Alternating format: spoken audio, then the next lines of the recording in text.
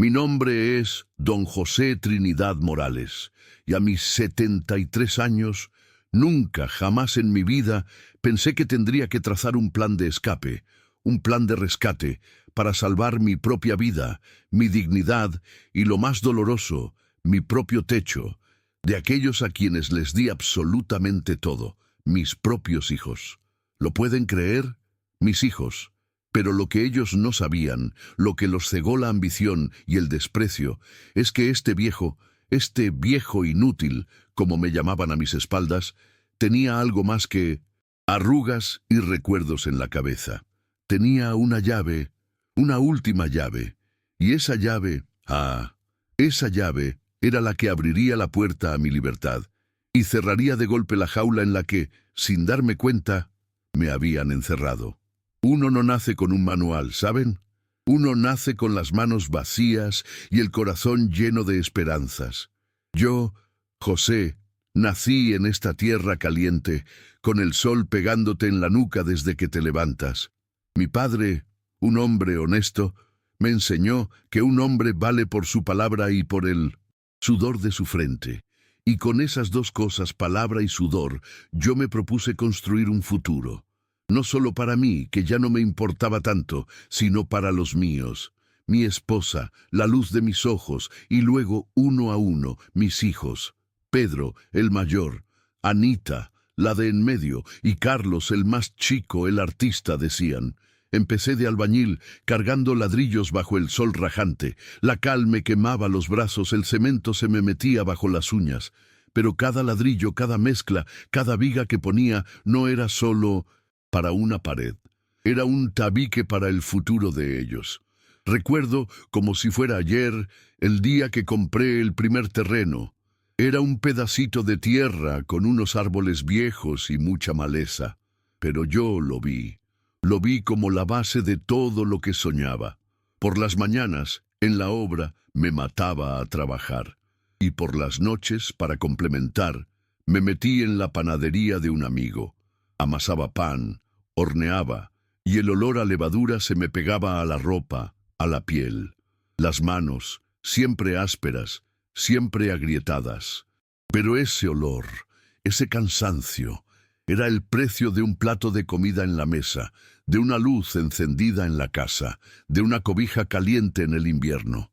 Mi esposa, Santa Eulalia, la tengo en el cielo, me esperaba con un café y una sonrisa cansada, pero siempre, siempre con esperanza en los ojos.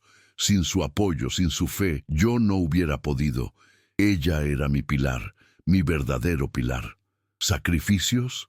Ah, mi amigo, la vida es una cadena de sacrificios cuando uno tiene familia. Un día, Pedro, mi hijo, mayor, el que soñaba con ser ingeniero, me llegó con una lista de libros. Libros carísimos, textos que parecían escritos en oro. Yo lo miré, a él, con esos ojos llenos de ilusión, y mi corazón se encogió. El dinero no alcanzaba, no había. Nos habíamos gastado hasta el último centavo en la matrícula, en los útiles, en la ropa para que no fuera a la universidad como un harapiento. Pero yo no podía, no quería apagar esa chispa en sus ojos. Esa misma noche, después de la panadería, me fui al empeño. Llevaba conmigo el único reloj de bolsillo que mi abuelo me había dejado. Es una reliquia, plata pura, un grabado hermoso. Mi abuelo me lo había regalado el día que cumplí 18, diciéndome: José, este reloj mide el tiempo que te queda para ser un hombre de bien. Que cada tic-tac te recuerde el valor del esfuerzo y la honestidad. Vendí ese reloj. Lo entregué con el alma en un hilo, con la garganta apretada. El dinero me alcanzó justo para esos libros. Cuando se los di a Pedro, él no preguntó de dónde venían. Solo sonrió, me abrazó fuerte y dijo: Gracias, papá. Sé que esto me va a servir para que ustedes vivan mejor. En ese momento, el tic-tac del reloj en mi muñeca se detuvo, pero el de mi corazón se aceleró de orgullo. Por él, por su futuro, por el nuestro. Y Anita, mi Anita, ella quería ser maestra, pero su verdadera pasión, su sueño, era la música. Desde pequeña, Tenía un oído especial, una sensibilidad. Le encantaba ese piano viejo de la vecina, y se pasaba horas escuchándola tocar. Un día la vecina se mudó y vendió el piano. Anita se puso inconsolable. Yo no tenía ni para un clavicordio de juguete, pero la vi con sus ojitos rojos, su tristeza, y me dije, ella merece esa alegría. Así que decidí dejar de comprarme zapatos nuevos por un año. Mis viejos botines, gastados y llenos de parches, aguantarían un poco más. Recuerdo que mi esposa me regañó. José, te vas a enfermar de los pies, me decía. Pero ella entendió cuando le expliqué. Compré el piano. Era de segunda mano, con algunas teclas que sonaban un poco desafinadas, pero para Anita era el piano de sus sueños. El día que lo trajimos a casa, sus ojos brillaron como nunca. Se sentó y empezó a tocar una melodía sencilla, y yo sentí que esa era la música más hermosa que había escuchado en mi vida. Mi alma se llenó de alegría, aunque mis pies dolieran. Luego vino el divorcio de Anita. Un trago amargo. Un hombre que no la valoró, que la dejó con el corazón roto y deudas. Ella estaba devastada. Yo la vi marchitarse. Necesitaba un buen abogado, pero no tenía cómo pagarlo. Meses antes, había estado ahorrando cada moneda para comprar un pequeño pedazo de tierra, un terrenito en las afueras para cuando fuera viejo, para sembrar mis hortalizas, para tener un gallinero, para vivir en paz y lejos del ruido de la ciudad. Era mi sueño de jubilación. Pero al ver la desesperación de Anita, ese sueño se desvaneció. Usé hasta el último centavo para pagarle el abogado. Me quedé sin mi pedazo de tierra, sin mi sueño, pero mi hija pudo salir de esa pesadilla con la cabeza en alto. Y para mí eso era suficiente. Verla sonreír de nuevo, verla volver a ser ella, no tenía precio. Y Carlos, el más chico, el artista, el soñador. Él no quería ser ingeniero ni maestra, quería pintar, quería viajar, quería vivir experiencias, decía. Yo, un hombre de tierra y cemento, no entendía muy bien eso de vivir experiencias con un pincel en la mano, pero lo veía tan apasionado, tan lleno de vida, cuando hablaba de sus colores, de sus lienzos. Así que para que él pudiera irse a un programa de intercambio en el extranjero, donde encontraría su voz artística, vendí un pequeño terreno en el campo que mi padre me había heredado. Era el último pedazo de tierra que me quedaba, mi último salvavidas, mi por si las moscas, para cuando no pudiera trabajar más. Lo vendí sin dudarlo, porque para mí lo importante era que mis hijos volaran, que no se quedaran anclados como yo. Ver su pasaporte sellado, su maleta con sus pinceles y sus sueños, me llenó de una melancolía extraña, una mezcla de orgullo y una punzada de soledad. Saber que él se iría tan lejos, a un lugar que yo nunca conocería. De algún modo, ese terreno no era solo tierra, era mi propia libertad, mi conexión con mis raíces, y la entregué por su vuelo. Cada plato de comida que puse en la mesa, cada camisa que les compré, cada juguete, cada libro, cada medicina, cada uno de esos objetos era una parte de mí. Porque para poder pagar, para poder dar, yo dejaba de comer, dejaba de comprarme ropa, dejaba de ir al médico. Mi cuerpo, este cuerpo que ven aquí, está lleno de cicatrices invisibles de todo eso. Dolores en la espalda de cargar sacos de cemento, de levantar muros hasta que los dedos se me ponían morados. Noches sin dormir en la panadería, amasando y amasando, con la mente soñando con el descanso, pero sabiendo que en casa había bocas que alimentar, sueños que regar. Construí esta casa, ladrillo a ladrillo, con mis propias manos. El sudor de mi frente está en cada pared, cada cimiento. La casa, para mí, no era solo un techo. Era el resultado de mi vida, de mis sacrificios, de mi amor incondicional. Era el hogar de mi familia, y lo fue, por mucho tiempo. Pero si uno no riega las plantas, se secan. Y si uno no riega el respeto, la gratitud, Pues pasa lo mismo.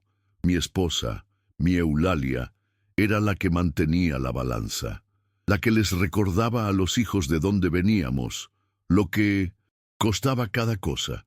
Cuando ella se fue, hace casi 10 años ya, sentí que una parte de mí se apagó, y con ella se fue el último filtro. El respeto, lentamente, empezó a desmoronarse. Al principio eran cosas pequeñas, casi imperceptibles. Una contestación brusca, un «Papá, ¿no crees que eres un poco anticuado?» o «Déjate de esas viejas costumbres». Era como un goteo constante que iba carcomiendo la roca. Luego las cosas se hicieron más claras, más hirientes. Recuerdo mi cumpleaños número 170. 70 años, una vida entera, mi vida. Me levanté temprano, como siempre. Preparé mi café, mi pan tostado. Esperé. El teléfono no sonó. Nadie vino. Pedro me mandó un mensaje de texto, un feliz cumple papá frío, con un emoji de pastel. Anita me llamó por la tarde, apurada, diciendo que estaba en una reunión importante y que luego me pasaría a ver, lo cual nunca hizo. Carlos, ni sus luces. Estaba en retiro espiritual en la playa. Cené solo, una lata de atún y un pedazo de pan. Y sentí un frío en el pecho que ninguna cobija podía quitar. Me sentí invisible, como si mi existencia, mis 70 años de lucha, no valieran ni una llamada ni una visita de 10 minutos. Las reuniones familiares, que yo tanto atesoraba, se volvieron un tormento. En Navidad, mi casa, la que yo construí, se llenaba de risas, de brindis, pero yo era como un fantasma. Me sentaban en una silla aparte, generalmente cerca de la cocina. «Para que estuvieras más cómodo, papá», decían. Pero yo sabía que era para no estorbar, para que no escuchara sus conversaciones, sus planes. Los veía reírse, a mis hijos junto a sus parejas, sus propios hijos, mis nietos, que a veces me miraban con la misma indiferencia. Y yo, solo, los miraba desde lejos, con mi plato de comida fría. Un día, Pedro, mi hijo ingeniero, me trajo una camisa de regalo. «Para que te vistas un poco mejor, papá, que ya pareces un pordiosero». La frase me atravesó el alma como una espina.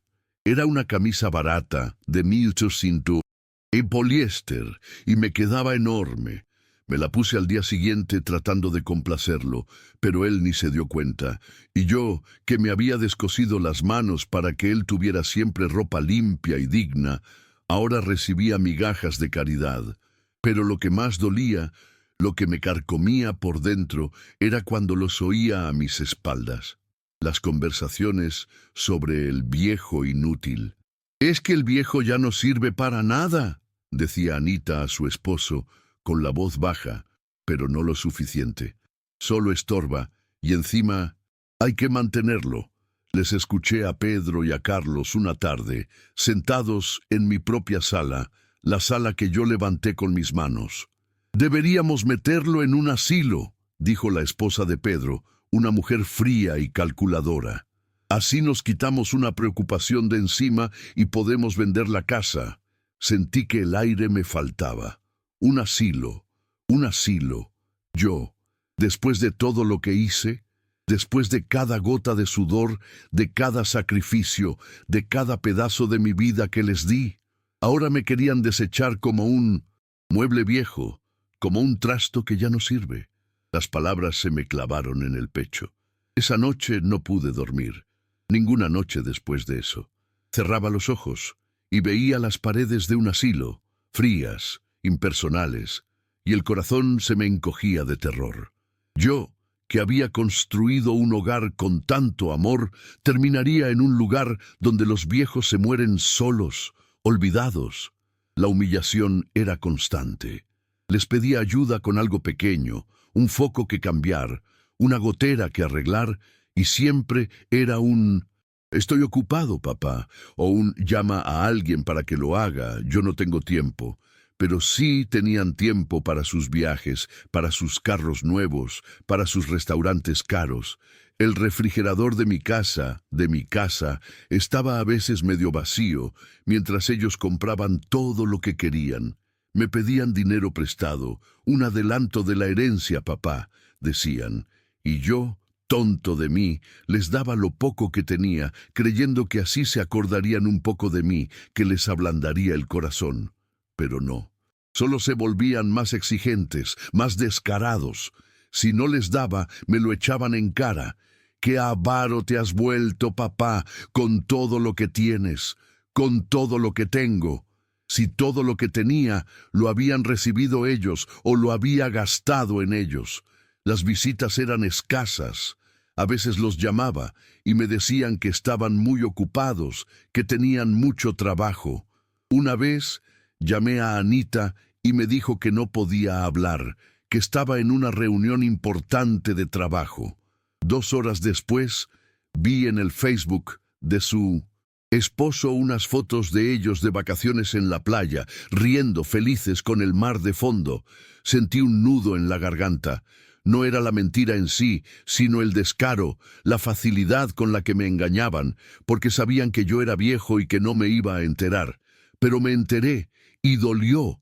Dolió más que cualquier golpe, porque fue la confirmación de que yo ya no importaba, que era un estorbo, que estaba solo. La peor parte fue cuando empezaron a hablar abiertamente de la casa. Querían venderla. «Papá, es una casa muy grande para ti solo», decía Pedro, con un tono de falsa preocupación. «Podrías ir a un lugar más pequeño, más manejable». Y por más manejable querían decir un asilo o un cuartito infame. No entendían que esta casa era mi vida. Cada ladrillo era un recuerdo, cada ventana una memoria, mis manos, mis rodillas, mi espalda lo habían construido. La casa era yo. Y ellos querían venderme a mí, mi historia, mi sudor, para repartirse el dinero que ellos creían que les pertenecía por derecho divino, por ser mis hijos. Me hablaban de mis achaques, de mis dolores, de mi memoria, que a veces me fallaba como una excusa. «Necesitas cuidados, papá. Ya no puedes valerte por ti mismo. Estás muy viejito para encargarte de una propiedad así». La ironía, ¿verdad? Me llamaban viejo y decrépito, a mí que había levantado esa mole con mis propias manos. Usaban mi edad, mi cansancio, como un arma para despojarme. Y yo, en silencio, los observaba, como un depredador que acecha a su presa. Solo que en esta historia, la presa era yo, o al menos eso creían. Ellos no sabían que yo, este viejo que veían desvalido, tenía un secreto que guardaba como un tesoro, más valioso que cualquier fortuna. La escritura de la casa. Sí, la casa. Esta casa que ellos creían suya, sobre la que hacían planes, la casa que construí ladrillo a ladrillo, con mis manos callosas y mi espalda molida. Esa casa, legalmente, nunca dejó de ser mía. Cuando terminé de pagar la hipoteca hace más de 20 años, recuerdo el día como si fuera hoy. Fui a la notaría. El notario, un hombre serio y formal, me entregó el documento. Un papel simple, con un sello, unas firmas, y mi nombre, José Trinidad Morales. Era la culminación de un sueño, el fruto de años de trabajo y privaciones. Recuerdo que lo apreté contra mi pecho y sentí que no era solo un papel, era mi libertad, mi seguridad. Y decidí no transferirla a mis hijos en ese momento. ¿Por qué? Al principio era una mezcla de cosas. Quería que aprendieran el valor del esfuerzo, que no creyeran que todo se les daba en bandeja de plata, que si querían una casa, la construyeran, que si querían algo, lucharan por ello, como yo lo hice. Quería que ellos forjaran su propio camino, su propio orgullo. No quería que vivieran de una herencia, sino de su propio mérito. Veía a otros jóvenes de su edad, esperando que los padres se murieran para heredar, y no quería eso para ellos. Creía que al no darles la escritura, los empujaría a ser más ambiciosos, a construir su propio patrimonio. Qué equivocado estaba, ¿verdad? Qué ingenuo. Con el tiempo, la razón cambió.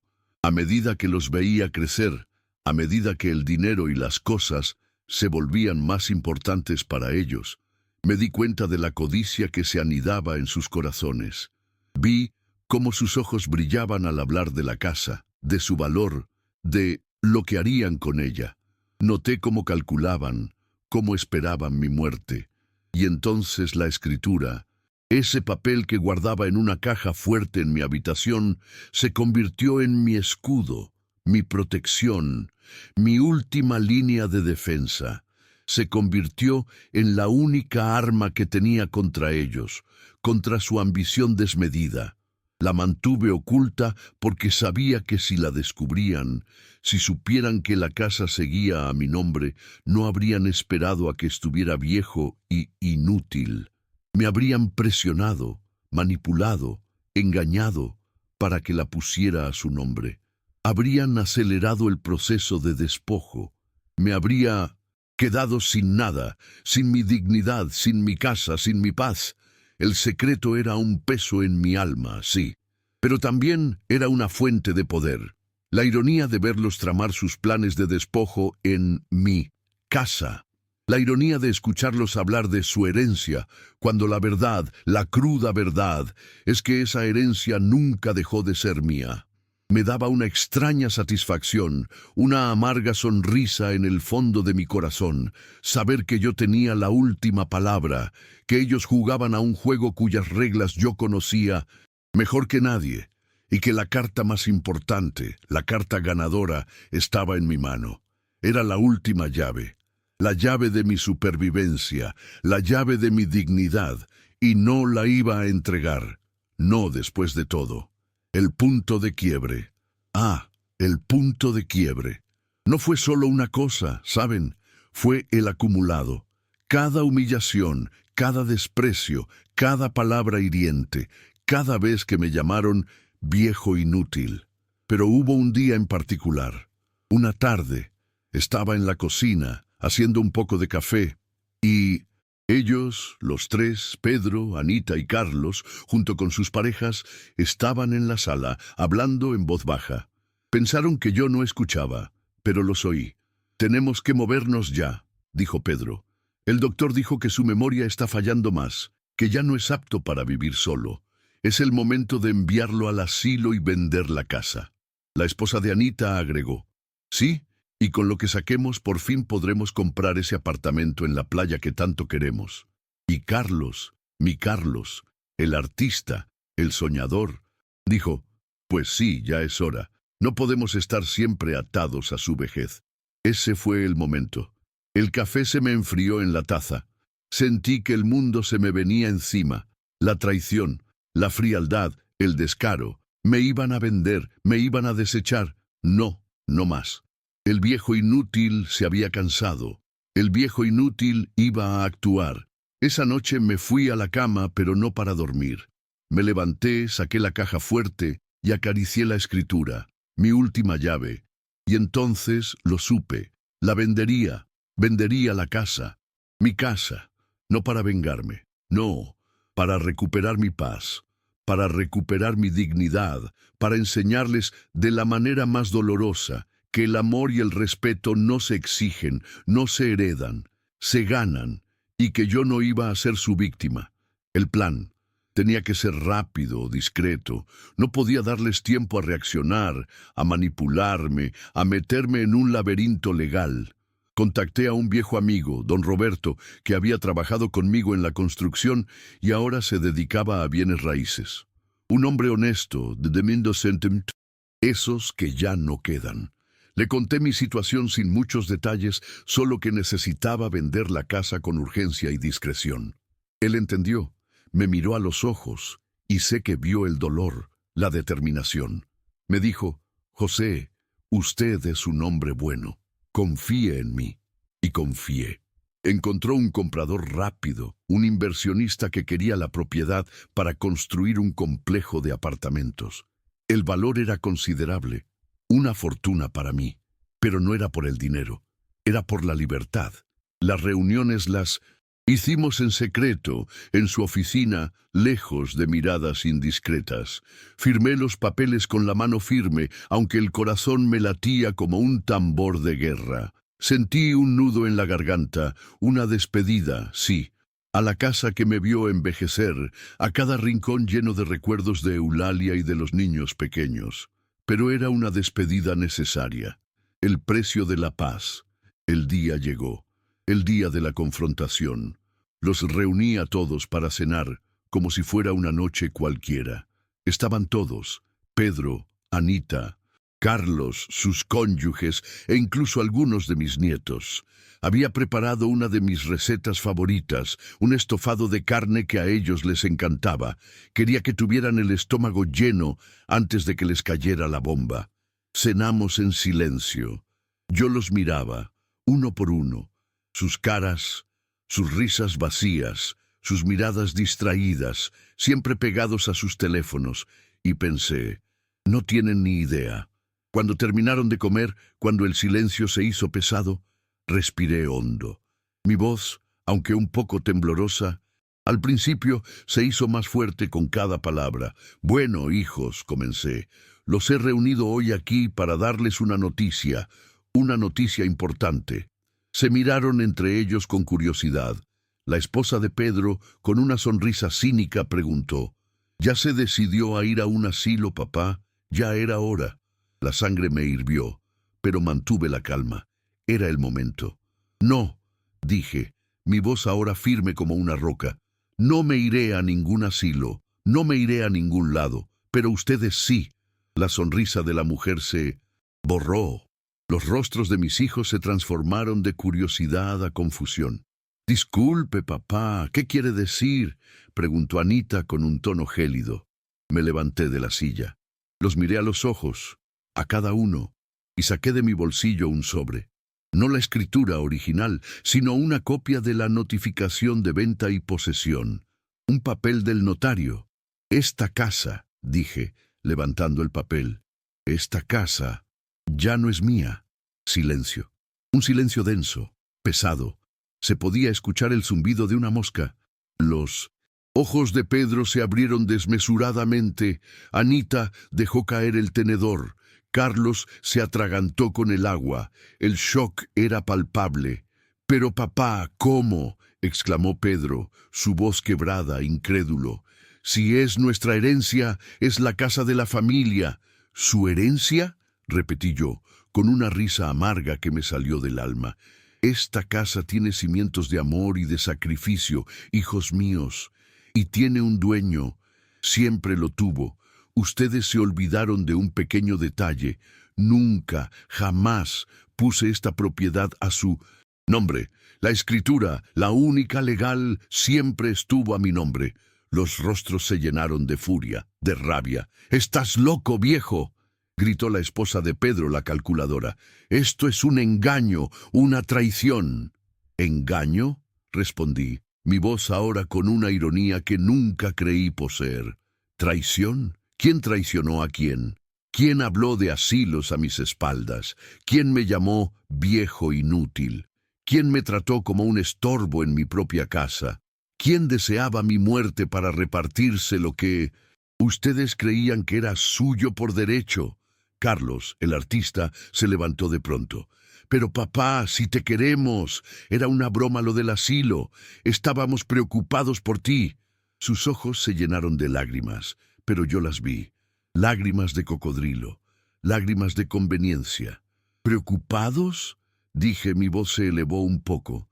«Preocupados por la fortuna que creían que les caería del cielo.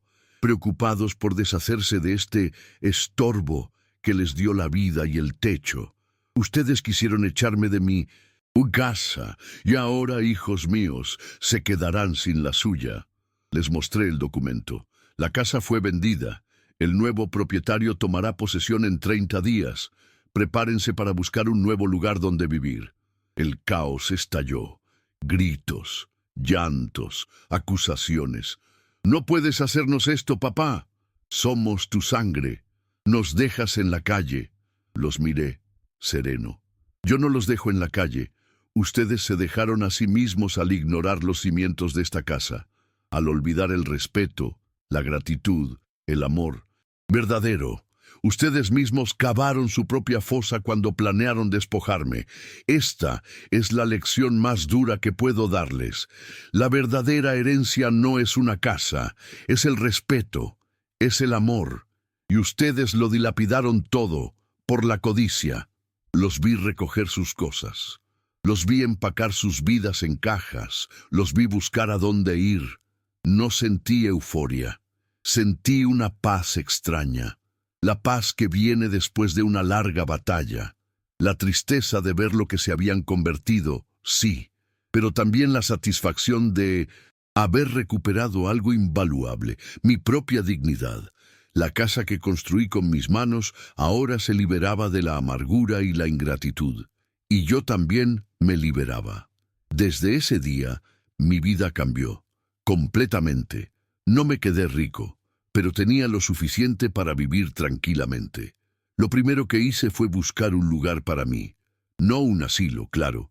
Encontré un pequeño apartamento, acogedor, con una vista bonita a un parque. Simple, sí, pero lleno de paz.